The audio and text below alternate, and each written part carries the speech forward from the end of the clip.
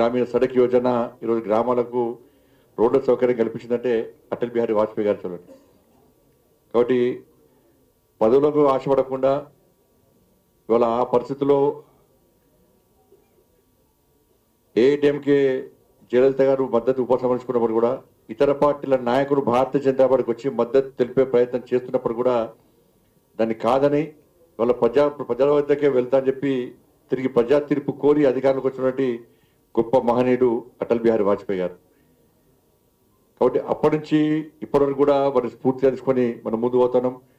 Doctor Shyama Prasad Mukherjee, Pandit Deen Dayal Upadhyaya లాంటి ఆ మహనీయుల యొక్క ఆలోచనకు అనుగుణంగా ప్రజాస్వామ్య ఫలాలు అట్టడుగు ప్రజలకు అందాలని చెప్పి ఒక లక్ష్యంతో వారు అయితే పిలుపునిచ్చారో దాన్ని తూచా తప్పకుండా అమలు చేసినటువంటి ఒక గొప్ప వ్యక్తి అటల్ బిహారీ వాజ్పేయి గారు. కాబట్టి ఆ మహనీయుని యొక్క జయంతి వేడుకలను జరుపుకోవడం చాలా సంతోషం. దాంతోపాటు అంబేద్కర్, బాబాసాహెబ్ అంబేద్కర్ గారిని స్ఫూర్తిగా తీసుకొని వారి యొక్క ఆలోచనకు అనుగుణంగా కూడా ఈరోజు మనం ముందు పోయే ప్రయత్నం చేస్తున్నాం.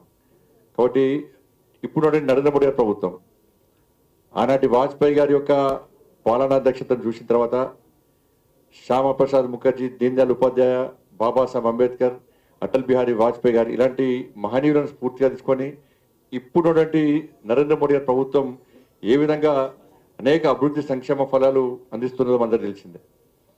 ఇవాళ రోడ్ల విషయంలో ప్రతి సంక్షేమ పథకం పేదల యొక్క ఆలోచనను అర్థం చేసుకొని ఎన్నికల్లో ఏ హామీ ఇవ్వనప్పుడు కూడా ప్రజల ఆలోచనలు, ప్రజల కష్టాలను, బాధలు తెలుసుకొని ఏ విధంగా అభివృద్ధిని మనం ముందు తీసుకుపోతున్నామో ఇలా దేశ ప్రజలు ఆలోచిస్తూ ఉన్నారు. ఇవాళ నాటి కేసీఆర్ కానీ నేటి రేవంత్ రెడ్డి గారు కానీ 70mm సినిమాలు, గ్రాఫిక్ సినిమాలు చూపెట్టి ఏ విధంగా ప్రజలు మభ్యపెడుతారో ఇలా తెలంగాణ సమాజం అర్థం చేసుకోవాలి. ఇవాళ రాష్ట్ర వ్యాప్తంగా, దేశవ్యాప్తంగా కాంగ్రెస్ పార్టీ యొక్క ఆలోచన విధానం మనం అర్థం చేసుకోవాల్సిన అవసరం ఉంది. ఇలా బాబాసాహెబ్ అంబేద్కర్ను స్ఫూర్తిగా తీసుకొని ముందుకు సాగుతున్న పార్టీ భారతీయ జనతా పార్టీ.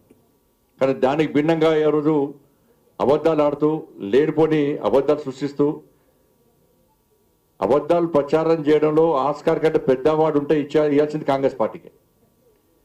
అడిగారు కూడా బాబాసాహెబ్ అంబేద్కర్ అవమానించింది కాంగ్రెస్ పార్టీ. బాబాసాహెబ్ అంబేద్కర్ స్ఫూర్తిగా తీసుకొని ముందుకు సాగేది నరేంద్ర మోడీ గారి ప్రభుత్వం. ఇలా అంబేద్కర్ను 2 సార్లు ఎన్నికలు ఓడగొట్టింది కాంగ్రెస్ పార్టీ.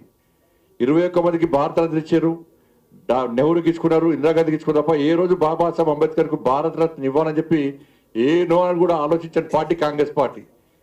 ఇలా కనీసము సెంట్రల్ హాల్లో అంబేద్కర్ గారి చిత్రపటం పెట్టకుండా అవమానించింది కాంగ్రెస్ పార్టీ. కాంగ్రెస్ పార్టీ ఈరోజు అంబేద్కర్ గారిని అవమానించింది కాబట్టి 2014లో కాంగ్రెస్ పార్టీ కేవలం 44 సీట్లకు మాత్రమే పరిమితమైంది. దళిత జాతి, ఎస్సీ, ఎస్టీ, బీసీ వర్గాలు ఇవి కూడా కాంగ్రెస్ పార్టీకి మద్దతు తెలకపోవడం వల్లనే 2014లో కాంగ్రెస్ పార్టీ 44 సీట్లకు పరిమితమైంది. 2019లో కాంగ్రెస్ పార్టీ 52 సీట్లకు పరిమితమైంది. ఇవాళ మొన్న 99 సీట్లకు మాత్రమే పరిమితమైంది.